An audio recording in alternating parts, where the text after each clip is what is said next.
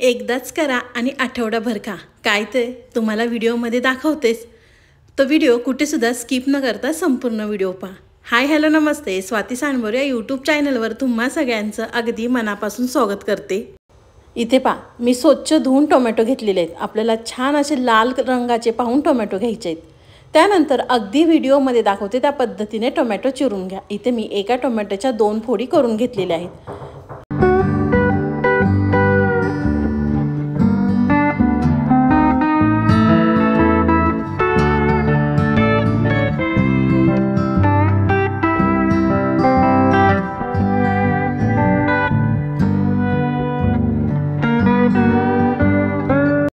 Tomato चिरल्यानंतर एका साईडला इथे मी पॅन गरम करून घेतलेला आहे. पॅनमध्ये आपल्याला 1 चमचा तेल घालायचं आहे. तेल घातल्यानंतर तेलामध्ये आपल्याला लसूण घालायचा आहे. इथे मी 1 कांडी लसूण सोलून घेतला होता. या रेसिपीसाठी आपण लसूण थोडासा जास्त वापरणार आहोत. लसूण वापरण्याने ही रेसिपी अगदी चवीला छान होते. तर तेलावरती लसूण घातला की लसूण आपल्याला लाल होईपर्यंत तेलावरती तळून घ्यायचं आहे. इथे पाहू शकता लसूण तेलावरती छान असा लाल झालेला आहे. त्यानंतर एका प्लेटमध्ये काढून घेते. तर एका प्लेटमध्ये लसूण काढून घेतल्यानंतर त्याच पॅनमध्ये आपल्याला टोमॅटो ठेवायचे आहेत. अगदी व्हिडिओमध्ये दाखवते त्या पद्धतीने करा. तोपर्यंत तुम्ही माझ्या चॅनलवर नवीन आला असेल ना, तर आपल्या चॅनलला एक सबस्क्राईब नक्कीच करा. तर इथे पाहू शकता सगळे पॅनमध्ये मी टोमॅटो ठेवून घेतलेले आहे. त्यानंतर आपल्याला 5 मिनिटासाठी झाकण ठेवायचं आहे. तर 5 मिनिटं झाल्यानंतर या ठिकाणी मी तुम्हाला झाकण काढून दाखवते. टोमॅटोची जी साल होती ती अगदी अलगद निघालेली आहे. तर आपल्याला सगळ्या ह्या टोमॅटोची साल काढून घ्यायची आहे. आज आपण अगदी वेगळ्या पद्धतीने टोमॅटोची रेसिपी पाहणार आहोत. तुम्ही यापूर्वी कधी केली नसेल तर एकदा तुम्ही माझ्या पद्धतीने नक्कीच करून पहा. तर इथे पाहू शकता तुम्ही मी सगळ्या टोमॅटोची साल काढून घेतलेली आहे. टोमॅटोची सगळ्या साल काढल्यानंतर आपल्याला टोमॅटो हे सगळे पलटी करून घ्यायचे आहेत. टोमॅटो सगळे पलटी केल्यानंतर आपल्याला 1 मिनिटासाठी तसेच पॅनमध्ये ठेवायचे आहेत. त्यानंतर आपण पॅनमध्ये सगळे टोमॅटो एका ताटामध्ये काढून घेणार आहोत. ज्या ताटामध्ये आपण लसूण काढला होता त्याच ताटामध्ये इथे मी टोमॅटो काढून घेते.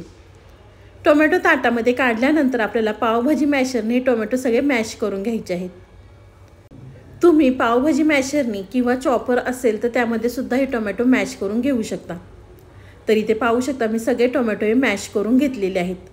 टोमॅटो मॅश करून घेतल्यानंतर त्याच पॅनमध्ये आपल्याला तेल घालायचं आहे. तुमच्या लक्षात तर आलंच असेल आज आपण टोमॅटोपासून काय बनवणार आहोत. तर आज आपण टोमॅटोपासून चटपटीत अशी चटणी बनवणार आहोत. ही चटणी तुम्ही चपातीसोबत किंवा डोशांसोबतसुद्धा खाऊ शकता. तेल घातल्यानंतर त्यामध्ये आपल्याला 2 चिरलेल्या मिरच्या घालायच्या आहेत. मिरच्यासुद्धा तेलावरती परतल्या की त्यामध्ये आपल्याला कांदा घालायचा आहे. इथे मी मोठ्या आकाराचा कांदा बारीक चिरून घेतला होता. तर कांदासुद्धा आपल्याला तेलावरती छान असा भाजून घ्यायचा आहे. तर तुम्ही या ठिकाणी पाहू शकता कांद्याचा रंगसुद्धा बदललेला आहे आणि कांदा अगदी तेलावरती छान असा भाजलेला आहे. त्यानंतर आपल्याला रंगासाठी काश्मीरी मिरची पावडर 2 चमचे घालायचे आहेत. काश्मीरी मिरची पावडर घातल्यानंतर पाव चमचा हळद घालायची, 1 चमचा धना पावडर घालायचा आहे आणि कांद्यावरती आपल्याला हे मसालेसुद्धा छान असे मिक्स करून घ्यायचे आहे. तोपर्यंत तुम्ही माझा व्हिडिओ इथपर्यंत पाहिलाच आहे आणि अजूनसुद्धा लाईक केलं नसेल ना तर प्लीज एक लाईक नक्कीच करा. साईडचं बेलायकनसुद्धा प्रेस करा म्हणजे तुम्हाला माझे नवीन नवीन व्हिडिओ पाहायला मिळतील. मसाले कांद्यावरती परतल्यानंतर आपण जे टोमॅटो आणि लसूण मॅश करून घेतला होता ते आपल्याला कांद्यावरती घालायचं आहे आणि व्यवस्थित मिक्स करून घ्यायचं आहे. मिक्स केल्यानंतर त्यामध्ये आपल्याला चवीनुसार मीठ घालायचं आहे. टोमॅटोची चटणी नको नको म्हणणारे तुम्ही जर या पद्धतीने केले ना तर सगळे अगदी आवडीने खातील. फ्रीजमध्ये करून ठेवली ना तर अगदी आरामात 8 दिवस टिकते. कधी भाजीला काही नसेल तर तुम्ही चटपटीत चटणी करू शकता. टोमॅटो व्यवस्थित मिक्स केल्यानंतर त्यावरती आपल्याला झाकण ठेवायचं आहे. इथे मी 2 ते 3 मिनिटासाठी झाकण ठेवलेलं आहे. झाकण ठेवल्यानंतर तुम्ही या ठिकाणी पाहू शकता छान असं टोमॅटोच्या चटणीला तेल सुटलेलं आहे. त्यानंतर इथे मी परत एकदा मिक्स करून घेते.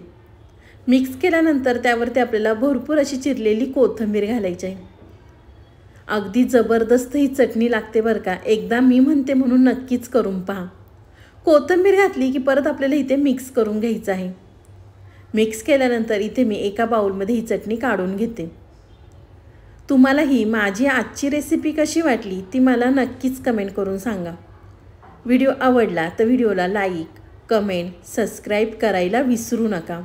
मी आशा करते की तुम्हाला माझा व्हिडिओ खूपच आवडला असेल. आवडला असेल ना तर तुमच्या नातेवाईकांमध्ये मित्रमैत्रिणींमध्ये शेअर करायला विसरू नका। तुम्ही माझा व्हिडिओ कोणत्या शहरातनं किंवा कोणत्या गावातनं पाहता ते सुद्धा मला कमेंट करून नक्कीच सांगा। तर चला, तुम्ही माझा संपूर्ण व्हिडिओ पाहिल्याबद्दल थँक्यू सो मच। पुन्हा भेटूया असाच एक छानसा व्हिडिओ घेऊन, तोपर्यंत बाय।